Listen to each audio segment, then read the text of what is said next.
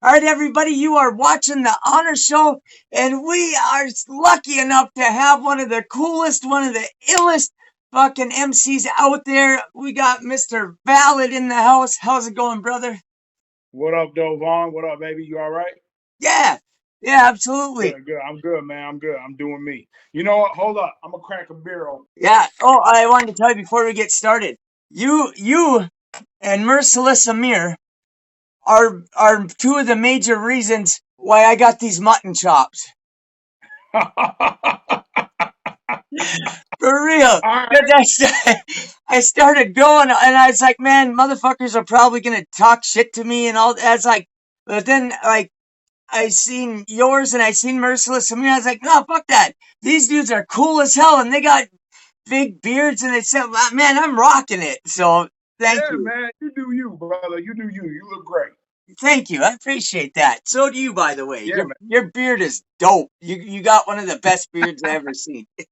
Thank you. Thank you. You're I welcome. definitely I do have the best beard in all of hip hop. I go off that. That's important to me. Yes. Yes. Woo! Well, you definitely do. I would say it's you and then Rick Ross's original one and Yep. then from there. But yeah, you Yeah, and then from there, definitely got it. exactly. Yes. All right, well, let's start right here. What part of Detroit did you grow up at? So my family, when I was born, my family lived in Southwest Detroit. That's where a lot of my family was at, and that was the area where my aunts, my uncles, and everything. When I was very young, we moved right outside of Detroit, right in the border Mhm. of Dearborn Heights in Detroit. So that's like Okay. Telegraph Road and Warren Road, or some people call that part of Detroit Warrendale, where it's um, pretty much between like Southfield Freeway and Telegraph Road off Warren Road is Warrendale. So I'm very familiar with that area. And even when I lived in that area, we were still in Southwest all the time. That was where, you know what I'm saying, my mom would drop me off and my great aunt would babysit me and shit like that. So yeah, you know what I mean? That was what it was, you know what I'm saying? Nice. Nice. That's dope. It seems like you liked living in Detroit there then in that area. Well, we lived in Dearborn Heights, right outside Detroit. I live in Detroit right now. I'm sitting in Detroit. Woo! I love Detroit. It's the dopest thing in the world. You know, if I could go back and be raised somewhere else, I don't think I would choose to be raised not in Metro Detroit. You know what I'm saying? The music, the culture, it's the only life I know. So maybe that's like an unfair way to think about it, but it's definitely a big part of who I am, and we got the best team in the NFL right now, the Detroit Lions. Woo! Hey!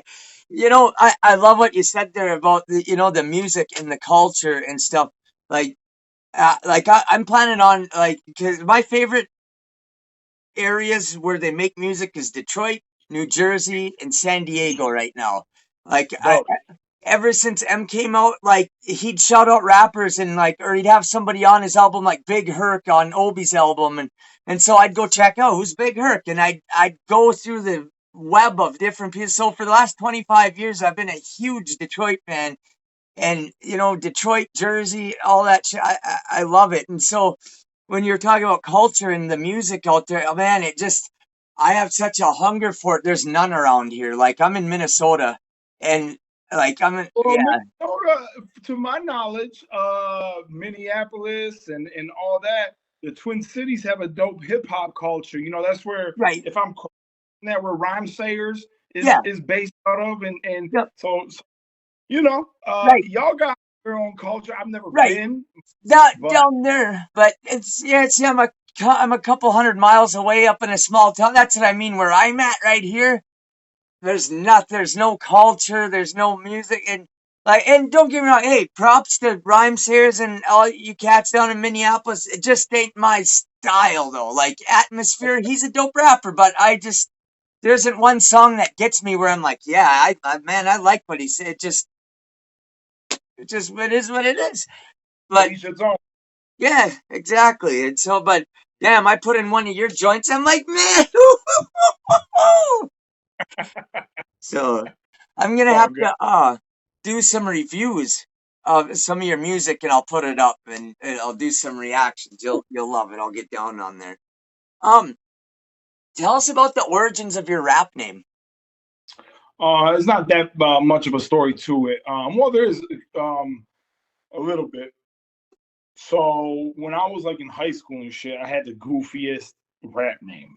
It was satire. It was a joke, and because my skin was so pale, my rap name was Powder. You know what I'm saying? But it was spelled Powda, like powder. You know what I Oh, mean? powder, like that movie. They got powder. Yeah, Exactly. I gotcha. And it was a joke, and I rolled with it, and I would make little mixtapes and sell them in high school. But when I got out of high school and I felt a little bit older, Sure. and especially with the type of hip hop that I wanted to make, the things I wanted to rap about and write about, and the type of music I was listening to Mhm.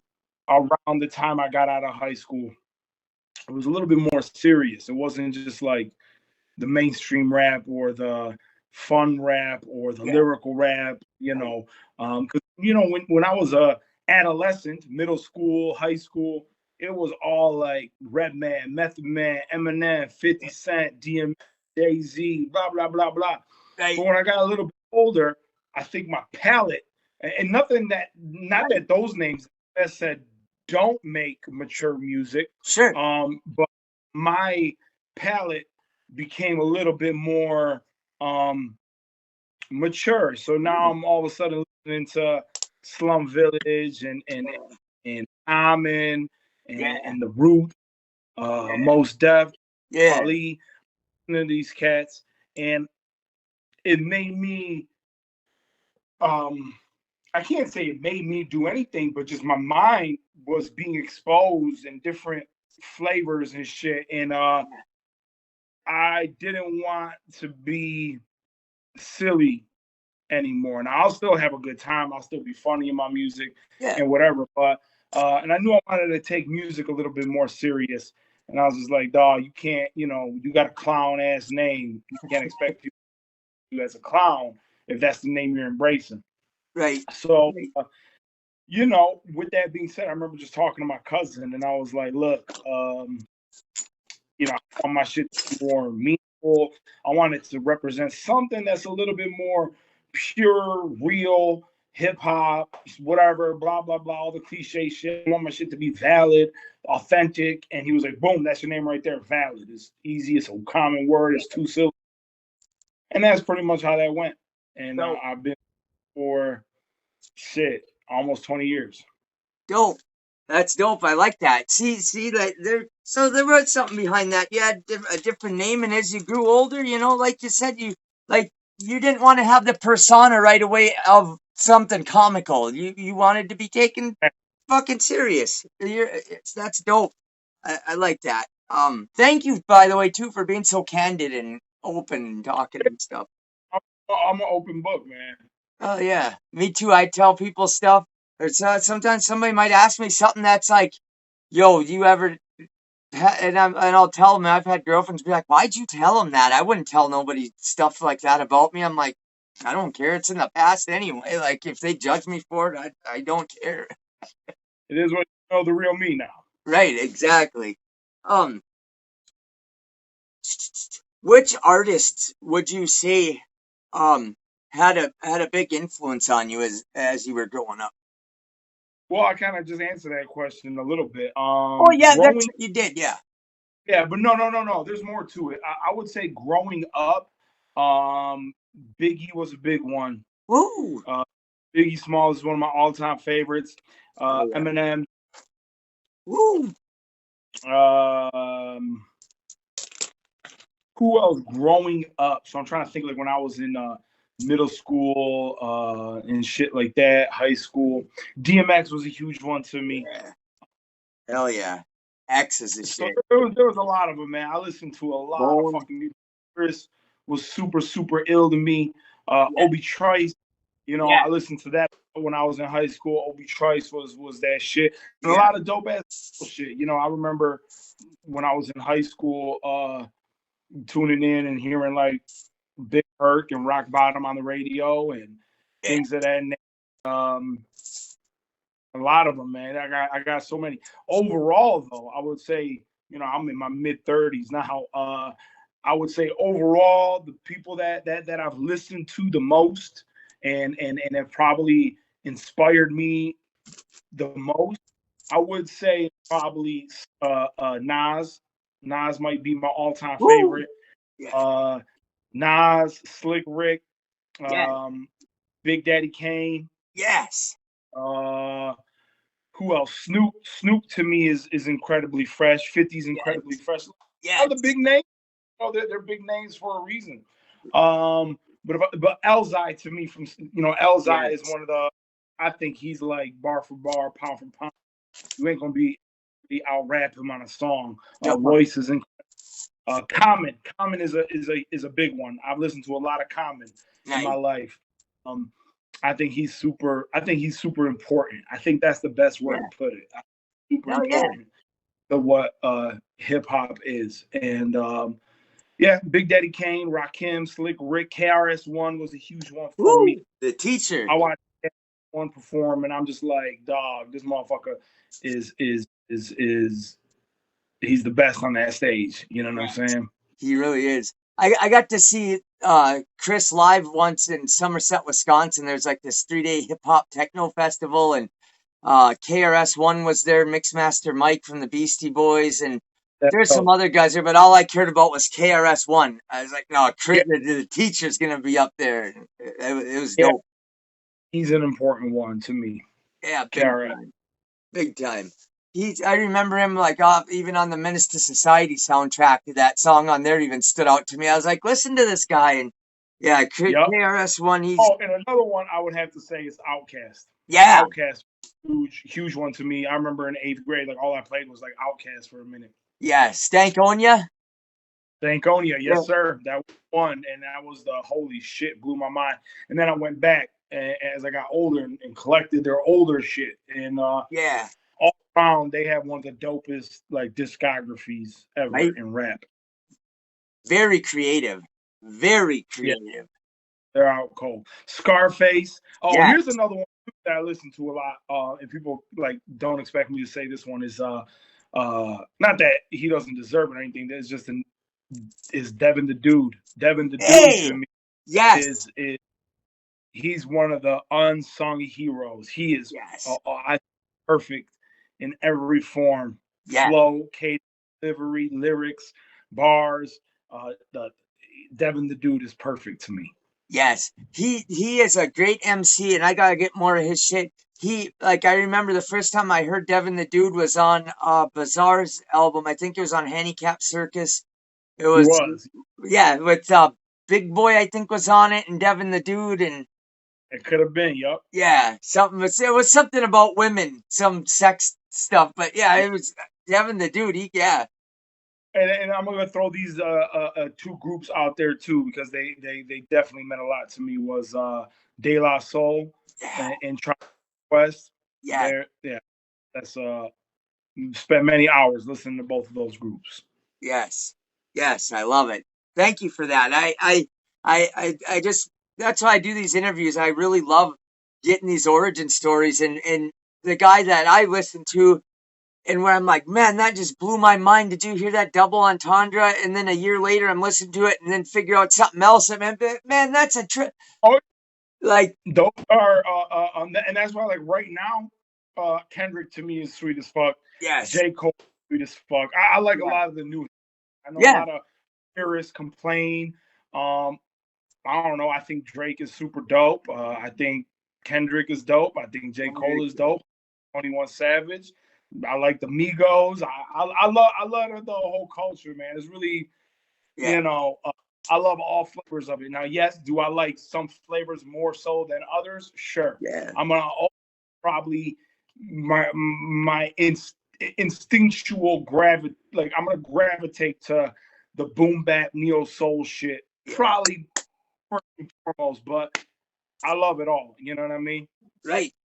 Right. Absolutely. Like, you know who I've been listening to a lot lately? And I came across him just, I don't know how I even came across him, but Sauce Walker. I never heard. Okay, I'm not familiar.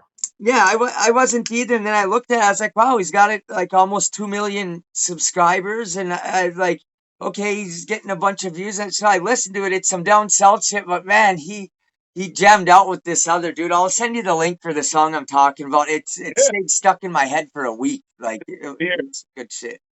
Um, let's see here.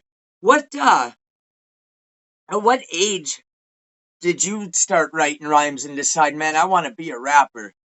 I was about 12, 13 years old. Okay, Um, yeah, it was something like that. Sixth, seventh grade. nice. It was. It had to be seventh grade. I'm pretty sure it was seventh grade. Do you remember what any of your first rhymes were at all? I do, and I just remember it was. I was writing to like some pretty like one of like Jay-Z beats or like an Eminem beat that was kind of like sad or whatever. Yeah. And I just remember the first rhyme was something like, "Am I a loser? Am I a loser or bruiser?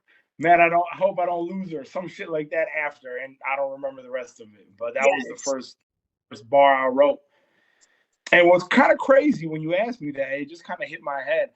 I'm about 90% sure now when I think about it, I wrote that to the If I Had beat, the Eminem. Nice. If I had, Yeah. and I would have to double check. I would have to ask my DJ Head if he made that beat, because now when you say it, now when you ask me that question, it would be kind of crazy if the first rhyme I ever wrote was to a DJ Head beat, and he's now as a grown man, he's my producer and DJ. That would be some wild, fucked up shit, dog. Right? Talk about full fucking circle. That'd be I'm gonna have to crazy. call Yes. That's dope. That's dope. my mind, dog. That almost fucking made me cry, though. Like now when I put it in perspective like that, that's some wild shit. Hey, that's awesome, brother. That's awesome. And dude, I can tell you got a lot of heart and you put it in your music. Like, that's another reason that makes your fucking music so good. Not only is it the raw talent, but man, you put your heart and soul in the shit. And dude, when you were naming off those rappers that, you said that you listened to a lot, you named a lot of the classic greatest storytellers in the game. And I noticed, like, because that was one of the things I was going to tell you on here, and is like, well, you are a masterful storyteller. Like, Oh, it's thank you. like absolutely, man. Like you're up there with the masters of it, and like, yeah, Well, now I can see why. That's the shit you even like to listen to when you're growing up, and it's like, and your style is you. You don't sound like anybody. Like your thank style you. is I compliment anybody could give me. More so than hey, I think that song is sweet. A bigger compliment is I don't really fuck with you much, Valley, but you sound like nothing else. That to me is probably the coolest compliment you can give a musician. And yeah, man, like I said, Rick is probably my all time favorite, and he is the yes, storyteller. So on all my absolutely. mix albums, I always try to fit one or a song or two songs that tell some type of story. I like, and if this gets super nerdy and super deep, and like I don't, my albums aren't like um full blown stories. Like Kendrick Lamar had an album that actually it plays like a movie. You know what I'm saying? Right, The whole album on Giant direct story. It's not subtle. It's not a full right. blown story. It's a And lot to Black Milk, digest. but mine, I do like to do that to some degree, where there's some type of subconscious. Not You're not aware of it when you're listening to it, but Sure. if I break it down, or if you listen to the project enough, you see the gradual subconscious story being built. Um, and that's like when me and Stretch did Bill and Isaiah. That album, it doesn't tell a story, but it does play like a basketball game. First quarter, the Yeah. first two songs herself. the second quarter, the next two songs, we're telling you why we're here, why we're so mad. And then the halftime is like a more what you would call commercial friendly because it's the commercial break of the album. And the album Yes. plays like a story or a basketball game. With a beginning, end, and conclusion, but it's not like a story where it's like scene one, this happens, but there is a great, and I do like to make my project like that, and that kind of might not be a good thing because we live in an era where this shit is just disposable and it's one Right. song and attention Right. spans are, you know what I'm saying? And there's artists that are out here with no intentions of ever creating an album. You know, Right. there's artists in the modern world that they just make songs, put it out, and they do them, and that's fine. Right. You know, I'm not complaining, but I'm not that type of artist. But Right. it feels the world we live in caters more to that type of Yeah. artist. So you know, it is what it is. Right. Well, you know what? I love the fact that even though you know that they're catering to them other artists, you're still doing your thing and like, no, I ain't gonna just go do that because that's what they're doing. If they come over this way, great, but I ain't gonna be them to get them to come over to this. That so Yeah, hey, I put out singles too when it's right and when it feels like, you know what, this is a cool standalone song. yeah, Let's do that. The project I announced the other day, the Bronco tape that's coming out in February, I'm not really calling it an album because it is like a collection of just dope bangers where there's no overall theme or overall story. This is a lot of dope shit that I've had in the vault, and I'm just right, putting it out like Oz, lost tape shit, some you know, mixtape, G Unit mixtape style shit. right. That's what it is. I'm Oh saying. yeah, oh yeah, that's dope. So, I've been craving this the whole time I've been cleaning and shit, and then I was like, oh man, damn it, I don't got time to spin one up. What what's it? Can I ask you this? This is kind of a weird question, but people ask me this still, and like, or they look at 8 Mile and think like it's like that for everyone. Were there difficulties integrating into the rap scene with you being white, or was it Mm, not even an issue at all? um, I feel like maybe there was, and maybe I was too naive to see it if there was, or Sure. maybe there was. And you know, I don't think me and M got two very different stories. You know what I'm Right. saying? Sure, when you walk in, you're the only white dude in the room. You stick out like a sore thumb. Oh, what this motherfucker's gonna say? Yeah, probably. Or they're probably, you know, expecting me to be whack or some shit like that. Probably. I don't, I don't know. And maybe that's where the similarities end. You know, I wasn't a battle rapper, although I have battled. I had a battle to get on the radio and won and smoked these motherfuckers in the hallway. That Woo! was 8, 9 years ago. But Yes. uh, so I battled in high school and I freestyle battled to get on the radio and I freestyled on the radio, and that's pretty much where I would say the similarities end. You know, I don't really Right. make music with him. My music doesn't sound like his. No. Um, our content is nowhere alike. You know what I'm saying? And Right. but I love him. He's one of my all time favorites. You know, I can't front him is that dude. Right. And we've worked with a lot of similar people. And like I Yeah. said, DJ and producer, and now he's my DJ and producer. And but shout out to the Shady Records family. You know, everybody from that circle has treated me nothing but good. From Obi Trice to the Yes. members of D12. Me and Bazaar just had lunch, you know, a month or two ago, Hell and yeah. that was cool for me. You know what I'm saying? Hell Just yeah. sit down, biz, and just bullshit. You know what I'm saying? And so shout out to the whole Shady Records, D12, you know, family, and yeah. Hell yeah. And shout out to DJ Head too, because he's a fucking legend. That's legendary. Every time I hear that, I'm like, damn, that's classic, legendary. So, Yeah, dog. Stay ahead, man. um, how about this? Was it oh, so I was taking a look at some of your albums. let's talk about that. Like, it's that EP. It's called the Plum Brandy EP. Yes, sir. Okay. What's kind of the inspiration behind that? So that's a pretty simple answer. So I'm first generation Serbian. My parents, Oh, they okay. moved here. That was Yugoslavia, that doesn't exist anymore. And it broke up into smaller countries: Serbia, Macedonia, Bosnia, Croatia, Slovenia, Montenegro. Wow. These were republics of Yugoslavia, and now that country, all there are they're their own countries now. Is that why And you were saying something about uh, Serbian Christmas, Christmas or something like that? Serbian Christmas. So, um, with that being said, Jay Dilla's mom has been good to me for some years now, and Miss Maureen Yancey, Ma Dukes. And Ma Dukes, when she found out I was Serbian, she was like, "Yo, we got some people in Serbia that are some huge Dilla heads, and like the head dude that I trust with anything Dilla related that happens in Eastern Europe, in ex-Yugoslavia, is this dude named Vlada Stojanovic.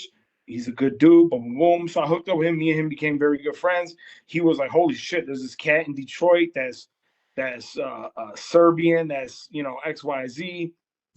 And he was a huge Dilla head, and Dilla being from Detroit and all that shit. So uh, years went by, and me and him we stayed in touch. And then I dropped my 2019 album Mihailo, which is my real name. And like Ghostface Killer shouted it out on Facebook and shit like that, which was super cool. And it made some noise. I think it's noise as an independent hip hop artist with no real budget or label behind them can make. You know what I mean? Right? And when it started making noise, like the name of the album is Mihailo, which is like a distinctive name in that region of the world. So like the hip hop heads in that part of Europe were like, "Who the fuck is this Yeah. that has songs with Fat Cat and Elzai and Illa J and how is he on fucking Shade 45 and Sirius XM and Ghostface from the Wu Tang? Like he has to be one of us with that name. Like why is his album that name?" Right. So I think it piqued the interest in that part of the world, and I started hooking up with like the biggest like hip hop producers and DJs and artists in that side of the world, and I did what was called the Plum Brandy EP, and the Plum Brandy EP is called Plum Brandy because that's the national drink of Oh, certain region of the world. That's what everybody drinks, is brandy, and typically, not always, but typically, it's plum flavored. And so I did that, and the whole concept was like, look, I'm gonna work. All these songs are gonna be produced by producers from that part of the world, and they're gonna flip samples only from artists from that part of the world. And so I had like two of the biggest Serbian rappers on a song with me, rapping in Serbian, like Boldy on the same project. And then when I did the refill edition, we had remixes and a couple extra songs, and like Stretch Money was on the project. So it really was like a Detroit hip hop, Eastern European hip hop, two worlds colliding, and I was the bridge. You know what I'm saying? And it yes. came out super dope, and it did very well. And so shout out to everybody over there. Shout out to DJ Fat Philly from Blackout Hip Hop, and Vlada and Alex and everybody out there, Alternativa Radio, Alternativa Records, and all my peoples out there in that region of the world. Oh yeah. Bro, that was a genius move to name it that and to get that going like that. Bro, that that's like Stephen Hawking type moves. Like bro, like um so is that the album where you're like a kid on the front of it? That's the Mihai that dropped in 2019, which Okay, sparked it for them, and then the right. Plum Brandy EP dropped in 2020. Okay, right. But I mean the Mihaila, that's what I meant. That's the one where you're a kid on the front. Now Yep. is that the album with Street Kid on it? Boy, Street Boy, yeah. yeah, that's the album with that joint on there. Yep. Yes, that's one of my favorite songs there. I love that. I Oh, mean, I haven't heard a song yet that I've ever wanted to skip. They're all dope, but like thank you. just in the last few times I've listened, like Street Boy really stood out. Fucking Say a Prayer for the Players. That's one of my Came favorites. out days ago. Yes. Yes. That dude, that's so fly. And then you got Big Herc on there and what Fat Phil, what Fat Ray or That's Danny Brown's crew, the Bruiser Brigade. That's right. Fat Ray from Danny Brown's crew. So shout out to all the bruisers out there that fuck with me. Shout out to Fat Ray, JUS, Bruiser Wolf, Danny Brown, and the whole crew. Hell yeah. Hell yeah. Um those are the kinds of, like I said, you can just tell you're such a great storyteller, and you can do word acrobatics when you want, or you could just do a cadence that it's just a man, I can't even explain it. Just Simple and clean, easy to sing along with, brother.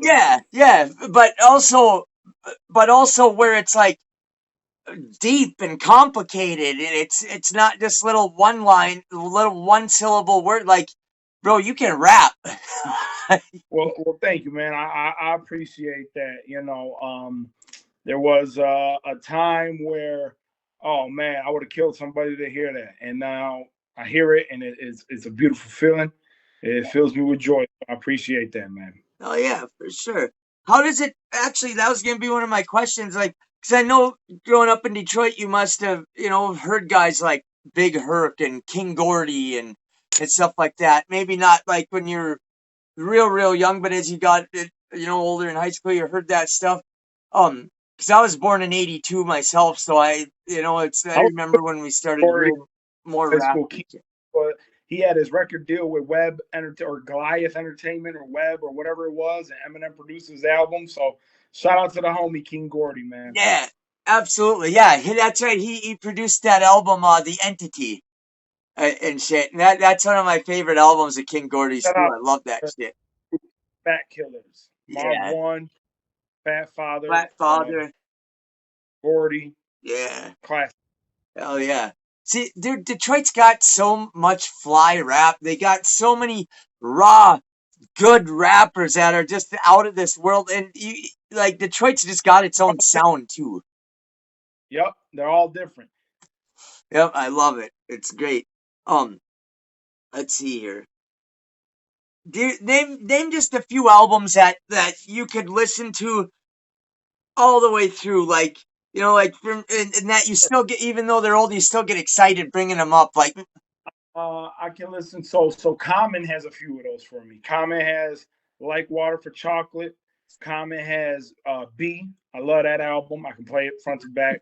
yes, Perfect. Who else? Dog Style. yes, classic, Slick Great Adventures. yes, Low End Theory by Tribe Called Quest. yes. Tribe Called Trying to Quest. think of some more. They're out there. Motherfucking Marshall Mathers LP. Woo, yeah. Who else am I missing off the list, man? There's so many. Right? No, I'm just glad to even get a few. Got some classic albums. Low key, Lauryn Hill, Miseducation of Lauryn Hill. That's one for me that I could play from front to back. Hell yeah. Front to back. Who else got shit? It's a few, man. It's a few, but right. Those are the ones sometimes when you get put on the spot, like, here, answer this. The first ones that come to mind. Shit, and it's not unfair of me to say this, but Bill and Isaiah from Stretch Money and Myself, front to back. Yes. Hell yeah. Yeah, it's some classics out there, bro. That are Elzhi, the preface is classic to me. And when he redid Nas's album, Illmatic is a front to back. You can just let it play, and every song goes hard. There's nothing worth, nothing that needs to be skipped. Motherfucking Dr. Dre, bro, 2001, Chronic, 2001.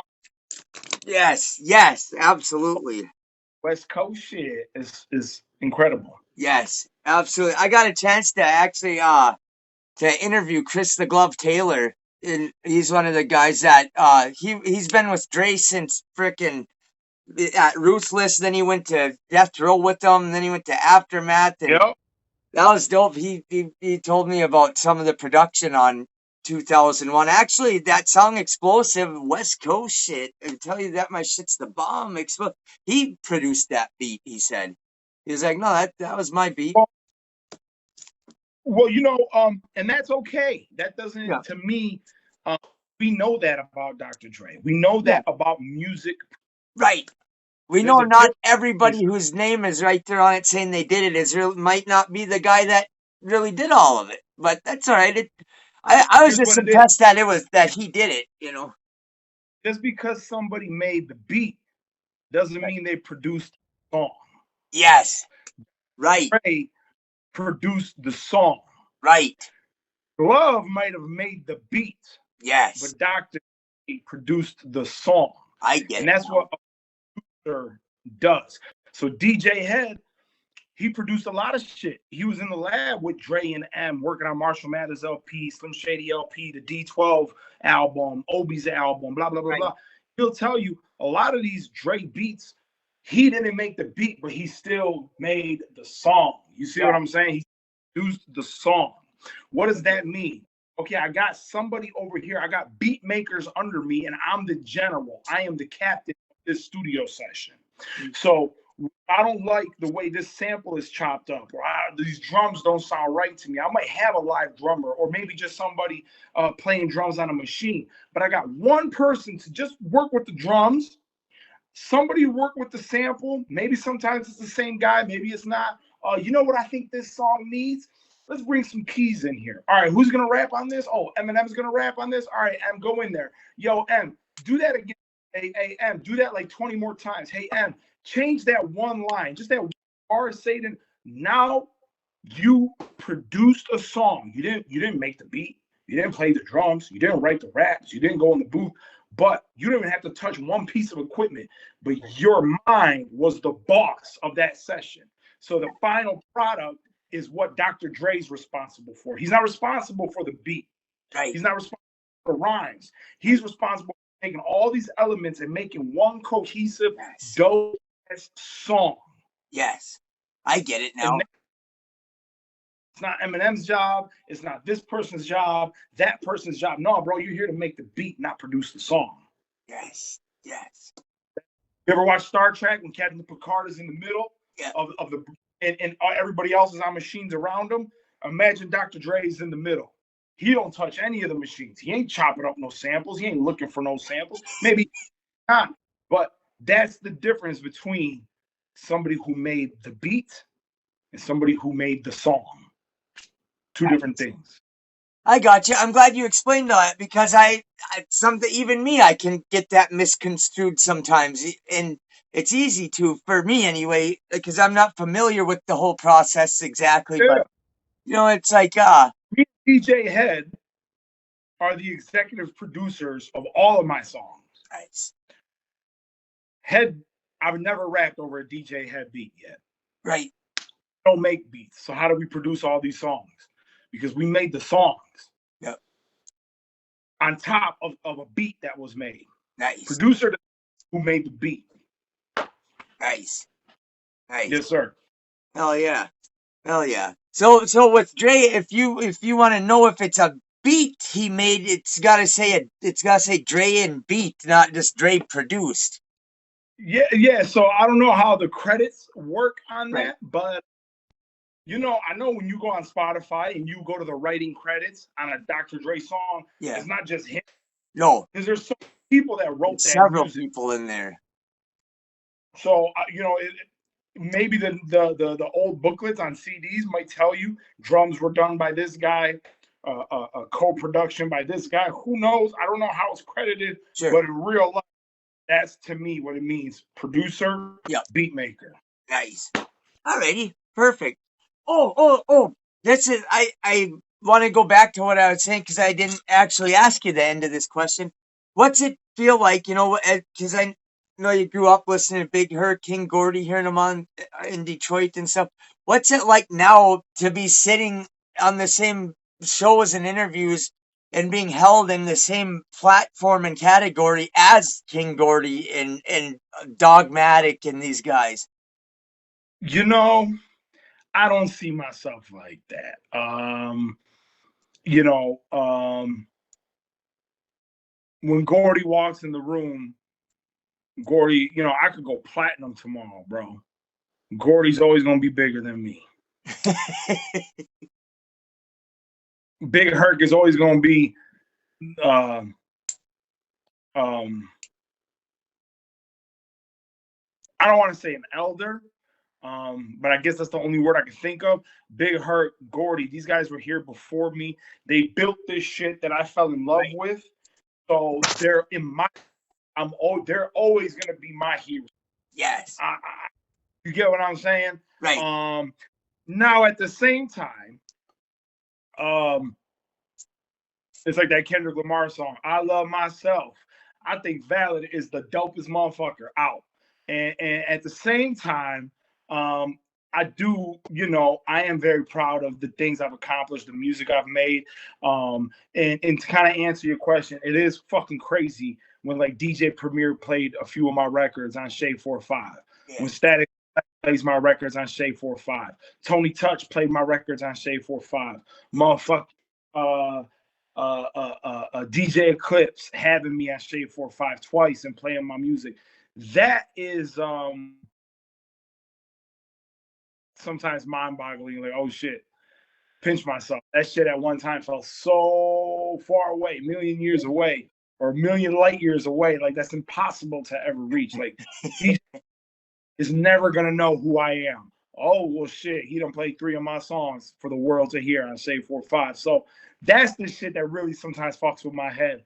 And I have to kind of like stop and smell the roses and pinch myself like, oh, you doing this shit. Right. But when it comes to the people in Detroit hip hop that were doing it before I ever grabbed the mic, I will always look up to them. Sure. No yeah. Absolutely. And that's cool to pay homage. And I do, and I will too, because like you said, they laid the foundation and they did all this. But I just mean like, because they're top tier, and you can't say nothing about you being anything less than top tier. So that you're in that same category of being a top tier legendary MC. Because to me, you're way up there too. Like I get nervous doing these things. Like you, King Gordy, and Big Herc, and Dogmatic. I was nervous. I'm like, man, Mud Talk. I appreciate that you see me that way. Hell yeah. Myself that way, I don't know. But when I get in that booth, all that humble shit goes out the way. I'm coming for everybody's head. So yes, that's dope. But when I'm in a room and I see these guys, it's shit. There go Big Herc. Yeah. There go King Gordy. Oh, there goes Stretch Money. That shit never goes away. Miss Corona. Right. You know what I'm saying? Hell yeah. Yeah. Hell yeah. I like that. Here's a good question I like to ask, because there's still people out there that say hip hop is bad and this and that, and oh yeah, rap makes you do bad. Like I literally have still heard people say stuff like that, like, oh, rap made you do bad shit when you were a kid. Like, so like I always like to ask, what has hip hop done positive for you in your life? What has hip hop done positive for me? Yeah. Oh my. The list is endless. Yeah. We want to talk about positive hip hop things. When me and Nick Speed got to do Yo-Yo School of Hip Hop, and we were working with the youth in Detroit and Highland Park, and working with the kids and teaching them how to write rhymes and stay in school and all that cool shit. That was fucking dope. And there was a lot of stuff like that. When people reach out to me and they say my song, I'm blessed, they put it on Spotify and they got them through a major depression. that to me is cooler than selling an album. Because I know what it's like to be down. I know what it's like to be sad. I know what it's like to feel fucked up. And for a song to lift your spirits, Right. and I'm responsible for that song. That's that's the most important thing of any form of art, and that's where you know my chip on my shoulder comes in a little bit. That's my biggest floss. It's probably that song "I'm Blessed." And shout out to DJ Dez. It's like, yeah, you could have sold X amount of copies of albums or whatever, but how many people did you, were you able to pull out of a funk that wanted to jump off the bridge that day or some shit? Um, every year, there's new people that pop up in my Instagram inbox and they say, yo, this song just made me feel much better today. And I woke up feeling like shit, whatever. And so that song, I'm Blessed, is that's the shit to me. It's fucking awesome, man. Because I'll say it. I've said it before. I'll say it again. I believe rap's fucking saved my life numerous times. Because if I didn't have these songs to flip on when I'm feeling just terrible or shit, like life's going bad, like I don't know what I would have done. Like I honestly don't know. Because it's like I've had rap since I was 6 years old and younger, and I've always had like when something terrible would happen at home when I was a kid and I needed to get out of the situation, I could go out in the woods and I'd put my Walkman on and I'd let that bitch play till the batteries were dead. Then I'd go, I'd just get sucked in that world. Cypress Hill, first album, second album, and just play them over and over. Tupac, and everything. And like, I honestly, Eminem came out and I was like, wow, this guy feels like us. It was crazy. Pop, it's like anything else. It could be bad. It could be good. There's Right, songs with positive messages. There's songs with negative messages. I've right, written both. yeah, Um, no different than a fucking hammer can be good or it could be bad. You can use right, that hammer to fucking put a nail in the wall that you need to put up, or you can go bash someone's head with the hammer. That's not good. It's it's right, it's, it's art is the same kind of the same way to me. You know what I mean? Negative messages, positive messages, don't matter. It's art. It's right, you know, right. And it's that's what you imagined that day and created that day.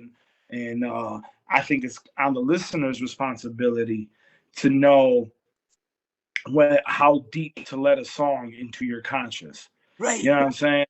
I listen right, to Gibbs, one of my favorite modern rappers. I listen to Griselda, Freddie Gibbs. All these motherfuckers talk about all they rap about is selling dope.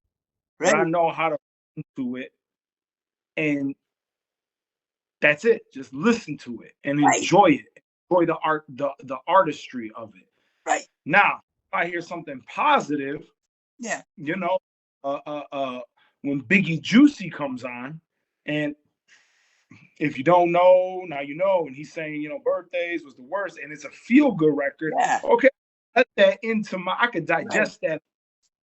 I don't have to just cut it off and just say, okay, that was just art that I enjoyed. Bye. That I'm gonna actually let it affect my mood, and it's a positive vibe, it's a positive energy, it's a positive frequency.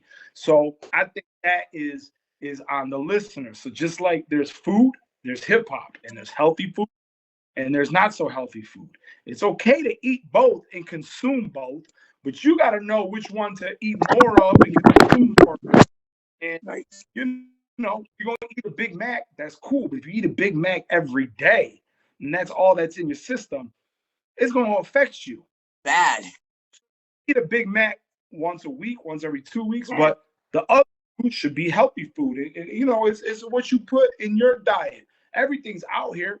The right. food ain't guilty. You're guilty. You know what's good and bad. Yeah, So you know how to enjoy McDonald's.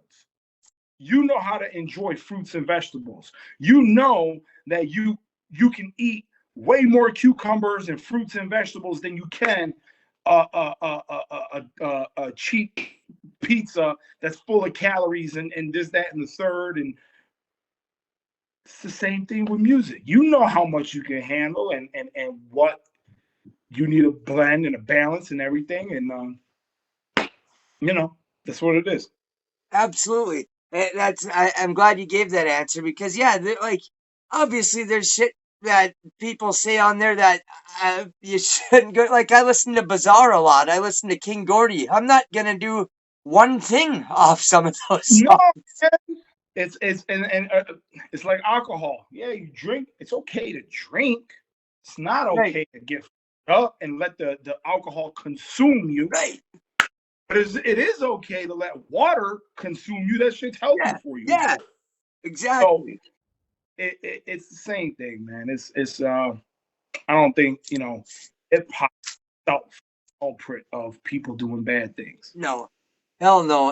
I believe if some even stuff people do because they're on drugs or like that shit was already in them somewhere, I believe, and it just now that their inhibitions are gone, things change, things come out. So, um, Right, right, right. And it's like uh shit. What the fuck was I about? I was about to say something else. Um, about that. Oh, about kids. It's like, well, yeah, I don't think all this music is good for kids. If I had a no, 12-year-old, I don't think I would let them listen to King Gordy. You know what I'm saying? Or maybe I don't know, but definitely 5, 6, 7 years old. No, if I right, don't have no, kids, you can't listen to the type of music I listen to because why? Because you're not mature enough to handle this. right, It's the same if you don't give a 9-year-old a shot of whiskey every day. You right, don't do it because right. their mind and body is not mature enough to handle it Amen. and fuck them up. Same thing.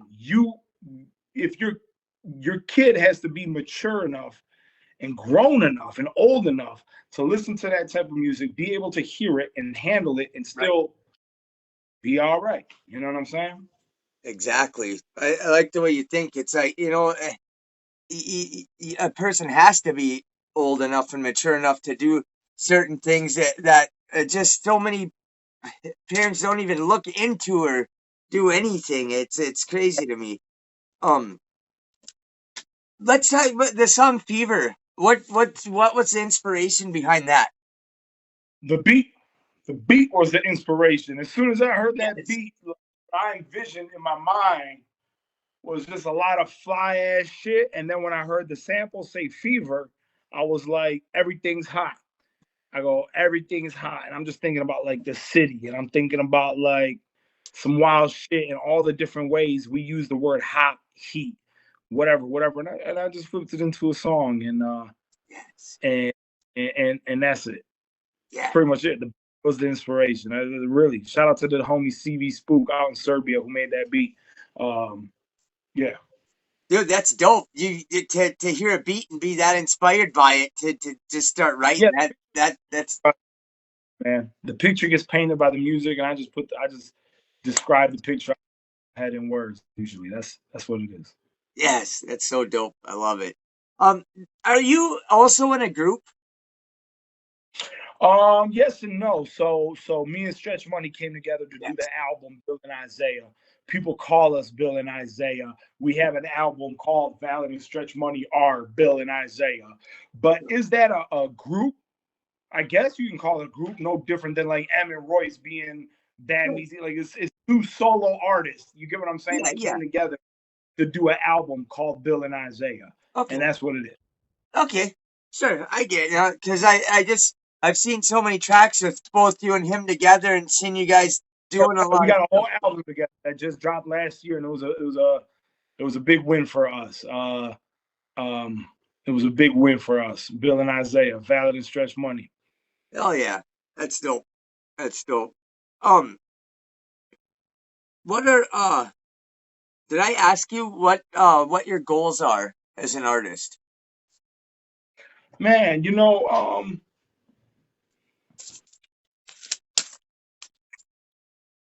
To make dope art that satisfies me is always number one.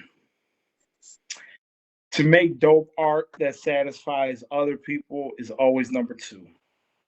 And I guess you can fit in there to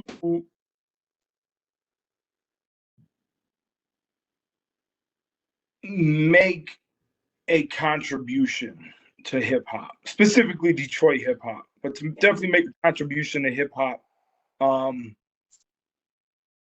and just let the world understand I can do this shit, and I can do it at a high level. That was the dream, and for a while I couldn't do it at a high level, but in my heart I was like, you guys just see, I'm gonna do this at a high level. You just watch. Yeah. And I feel like I've accomplished most of those. Yes. And I feel like there's still some art left in me. You know what I'm saying? I'm getting older. How much art is left in me? I don't know. Maybe I might run out. Maybe I never run out. But I still got music to get off my chest. And at this point, like, I've accomplished this, I've accomplished this, I've accomplished that. The only other thing, which would be like the bottom rung of my musical checklist, is to truly say, like, okay, now, I don't even know how to say this, is it would be 100% dope. It would be mission accomplished, complete. I really pretty much feel that the mission's mostly complete, but it would feel 100% complete, without a question, to be able to say, I live comfortably financially my art. Can I say that right now? No. Can I say I make money off my art? Yeah. I just got a placement in a major movie. That was a cool ass check. Man. Congrats, man. And there's no shame having to have a job. You get what I'm saying? What movie was it, brother? Platinum hip hop legends that tour the world, and when their name comes up, they are some of the most respected. And even they have other streams of income, and they have 9 to 5 sometimes. They own businesses that have nothing to do with music, because music is a weird business, and very few get to say this is the only source of income I need. Very few, especially in the modern world. So that would be dope. That would be dope, where I literally say, I made art, and my art pays my bills for the rest of my life. That would be fucking dope. But even if that weren't to happen, I still fucking accomplished. You know what I'm saying? Like, damn near everything that there is for an artist to accomplish. And at the end of the day, there's only one or two accomplishments: make music that you love, and hopefully other people like it too. And hip hop is competitive, and hip hop is very egotistical, and I got an ego too, and I feel like I've stroked my ego in rap enough now. Like, I can knock that off. When I say, yeah, Primo played my shit, yeah, Static plays my shit, yeah, I just got a placement in a movie, and yeah, the radio plays my joints because they're dope and I rap good. My ego's been stroked, but that, at the end of the day, the biggest accomplishments are mostly done. You know what I'm saying? But there's still art left in me. There's still things I want to say, still things I want to express. There's still pictures I want to paint, and I got to paint those before God calls me home. So, yeah, how I look at my art, and that's my relationship with art. Yes, that's dope. That's dope. What movie did you get a part in? I'm not gonna say yet because it's not out yet. Okay, it's not even out yet. Okay, all right. So this is somewhat recent. Details are coming soon. I don't want to announce it. Sure. just yet until the movie's announced. So Okay. that's what. No problem, brother. I was just excited, like, oh damn, I'm gonna go watch this motherfucker. Just knowing Yeah, that you're in it. So I'll be waiting for that. Did am I wrong or did I see you rapping on Shade 45 before? yeah, I've been on there twice. So I Yeah. was on there and I was out there, me and Stretch Money in 2023 when we were promoting the Bill and Isaiah album. Yep. Yes. Shout Congrats, out to dude. the rap is out of control. Good peoples. Hell yeah. Dude, congrats on that shit. Congrats. Think of Thank you. that. Fucking M's radio station. It's fucking crazy, dude. I you deserve it though, man. Like I'm just trying to picture in my mind what I'd be thinking if I was there, and I'd be like, yeah, man, you're doing phenomenal. You're doing phenomenal. Thank you, sir. Appreciate it. Yeah, you're absolutely welcome. Absolutely. Dude, here's one. We'll go back in time just a little bit. I don't have too many more questions left, but do you remember what the first rap song you heard or the first rapper that got you into rap where you were hooked? Yes, Biggie Smalls. Yeah. Wasn't the first rapper I heard. I heard rap before that. Like I heard MC Yeah. Hammer, MC Sure. blah blah blah when I was really young. Yeah. But when I heard Biggie Smalls, More Money, More Problems, that was the moment that that was the moment that changed the trajectory of my life. Was that song? Yes. I love it. I love that. I love it when people love rap so much that they can think back and pinpoint to the spot where it's like, that made me fucking love it. That, you Yep. know? Yeah, it's like you meet a woman you love. Boom, Yes. This is the moment. My God, what is it about you and not any of these other women in the world, but you? You're the one. Right. Heck yeah. Hell yeah. I like that. What would you say? Do you have any advice for anyone trying to get into the rap game?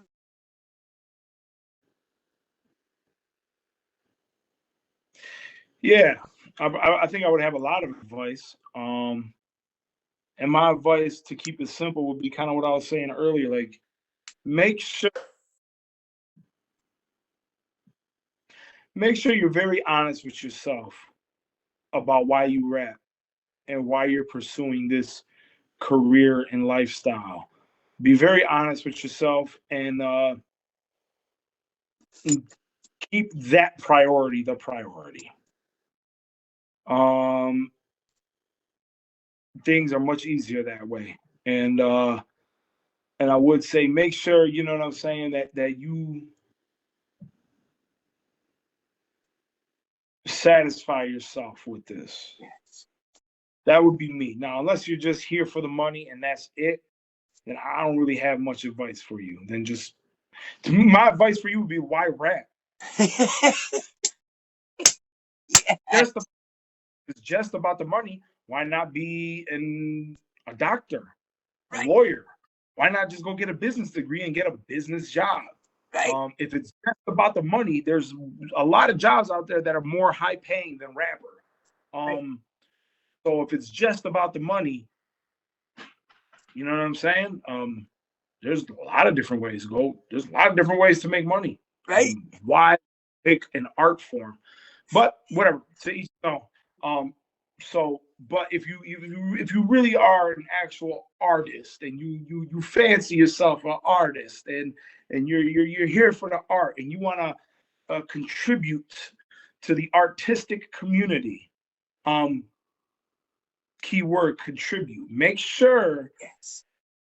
that you're here to contribute to the arts, and if you're really here for the culture, it's going to sound super cliche. Think to yourself, what can you do for the culture, not what the culture can do for you. And as far as your relationship with your art, keep that like that. Your relationship with your art is your relationship with your art. And if people happen to love it, and if people happen to like it, and want to buy a T-shirt with your name on it because of the art you make, beautiful. hustle hard, get your paper, grind, and it's a beautiful life. And that's what my advice would be, is just make sure your contribution is why you're here, and make sure the relationship with your art is a personal one, and you're not,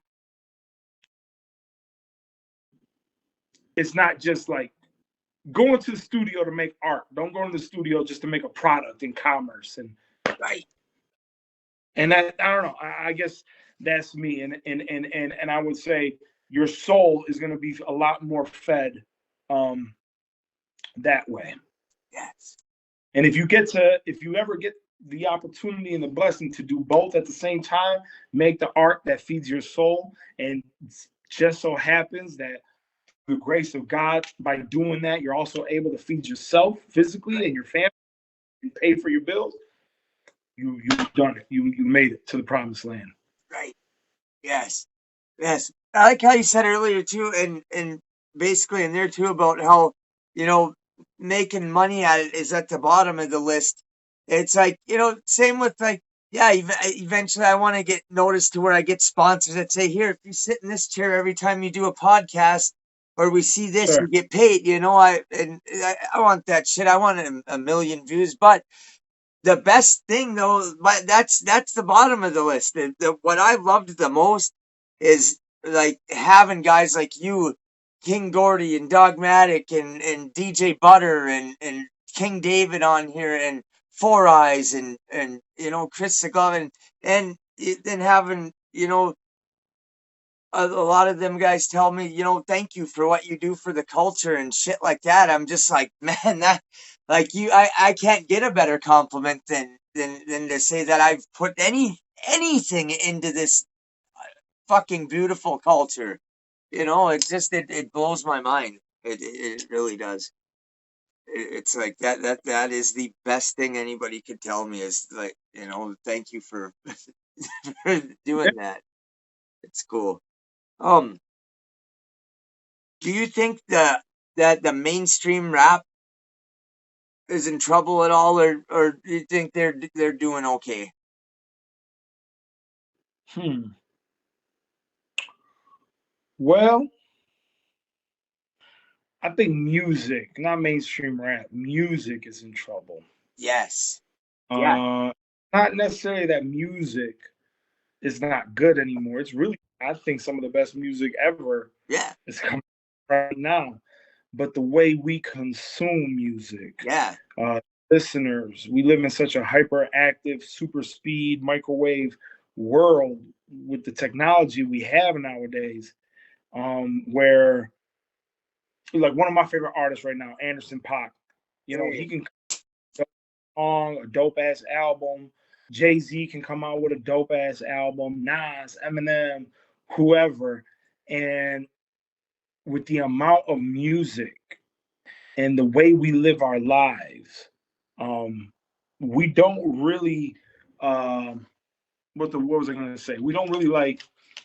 Uh, we don't take time to listen to music like we used to. There's so many options and so much new music out that it's hard to truly sit down with music like the way our parents did with like a Marvin Gaye album for 3 months. We're just listening to this album, or how we, Right. the '90s, all summer I'm listening to DMX's album. Yeah. We don't do that. Album has we only pay attention to it for like 5 minutes, you know, and that I think is a bit disheartening. But other than that, I think some of the best music in the world is coming out right now. Hell yeah. So it is. By something, I apologize. What's that? I said I got distracted by something. I apologize. No, you're all good, brother. You are definitely all good. Yeah, I agree with you. Though. Some of the best music has come out and is coming out, like, you know, Kevin Bailey released one of my favorite albums this year, The New Clean Bastard, out of Detroit. That's he's in DUK with his pops, his Dogmatic shit. Keep going. Okay. And so that was one of my favorite albums. Mud Talks album was one of with some dope shit. So some of my all-time favorite, and they got another one that's pretty much done that I can't wait is out. And DJ Butter with DJ King David and Pace One did that. Good Dope Sells Itself. Like that was dope. Like I love the new shit that's coming out these days. It's insanely good. I love it. Chris the Glove Taylor's releasing good new shit. So yeah, there's a lot of veterans that I pay close attention to, but like there's some new shit, like I said, like that Sauce Walker guy, and there's a couple, but I only listen to a couple of his songs because he kind of has the same flow most of the time, it seems like, but there's a couple of dope songs. Um, let's see, I forgot to ask you, who's some of your favorite producers? Jay Dilla, High Tech, Dr. Dre, Yeah, uh, um, Black Milk, yes, um, Madlib, yes, A Premier, yes. Alchemist. It's the Mount Woo! Rushmore. They the best. Homie Yeah, Black Gold, from Detroit. He up with it. And my guy Pigpen. He's one of my favorite producers of all time. And a lot of my favorite songs I've ever owned were his beats. So shout out to my homie Pigpen. yes, yes. That's dope. A lot of them producers, I know I've heard a lot of their songs. Those are all some of the dopest producers that have ever been. Definitely. Who would be your dream collab to feature with? Oh man, probably wouldn't even be a rappers only. No, could be And rapper, producer, could a rapper and a producer and a shit, director. it would be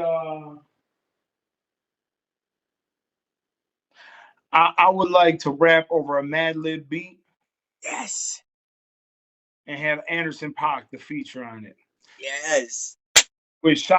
I would want Sade on that song too. yes. Woo, bro, that would be such a dope fucking song. Yeah, you guys heard it on here. Not no, this needs to get put together. You that would be dope. Um, what uh are you a spiritual person at all? Yeah, Nice. I know it's kind of a personal question, but I just like to ask yeah. you everybody. I definitely in that there's more than just the physical. Nice. Oh yeah. There definitely is. There's definitely a whole nother realm. What, dude? You have a great work ethic, a drive like I haven't seen in most human beings. What gives you the drive? I remember seeing an Instagram post where you're like, man, we shot. It was either 4 or 5 videos today. You and your homie. You're like different locations, different sets of clothes. You're like, Yeah, it's I love it. yes, I can't get enough of it. yes, yes. I love it. Video studio, working on the songs, putting the music out to the world. I love it. Yes, yes. That's dope. It shows in your music too, because like I said, I've never heard of a song ever of yours, or where you were on it, where I was like, man, skip this. Like I always listen to every word you say on there, and it's or a lot of times if you're on a song, I'll go right to where your verse is, then I'll rewind the song and listen to the rest of it. But it's dope. Um, Right? what do you got? I know you said you're just working on things now. Do you have a plan for an album in the near future? Oh well, I got a mixtape dropping in February, and yeah, there'll be an album in 2024. Yeah, dope. That's awesome. Sure. And then I have one more question for you, and it's okay. You brother man. Uh, would you mind spitting just a couple of bars for us? Um, yeah, Hell yeah. I'll spit up. Hell Hey yo, I say you ain't next, you holding someone's spot. Posted on the block, post up in your block. Bitch, you ain't no shooter, use a holster with no Glock. Me, I'm on that fly shit, low for with no socks. a motherfucking player and a player that'll play for keeps. I say a prayer, then I lay up and they sing to me. These streets calling. Every time I lay to sleep, why don't we fall in love? They singing like it's Amory. Look, any dude could play a boss when his cake up. And any bitch could be a baddie with some makeup, filters, lighting in the angles, getting likes, signing pictures from the type that flip the yayo. Me? Shit. I ain't never sold them drugs, but I know the plug that be quick to load the slug. If you want to show me love, mama, know this shit. I'm quick to hit and then I'm outie like a foreign whip. Yeah. Woo! Yeah. Yes, thank you, brother. I could not ask you. Bro, that was dope as hell. Woo! Yes, thank you. Thank you. That was Got you. amazing. That was basically everything that I had for you, brother, and I thank I you. appreciate you having me, man. The honor show. I appreciate it. Thank you, man. I appreciate you coming on here. It's seriously truly been an honor to have you on here and talk to you and have you on here and spitting bars. It's really been a treat, man. Thank you. Well, it's been a pleasure, man. Thank you so much. Maybe we'll do this again one day. Yeah. First, my name is Valid. My website is valid313.com. The IG is at valid313. Everything's valid313. YouTube, Facebook, IG. Shout out to my whole team, my whole squad, and peace. Peace, brother. You have a good night. I'll also put all your social media, everything, Instagram, YouTube, I'll put all that down in the description so they can click right from that, get right to everywhere else. So Sounds good, brother. thank you, brother. God bless you. You too, man. Peace. Thank you. Peace.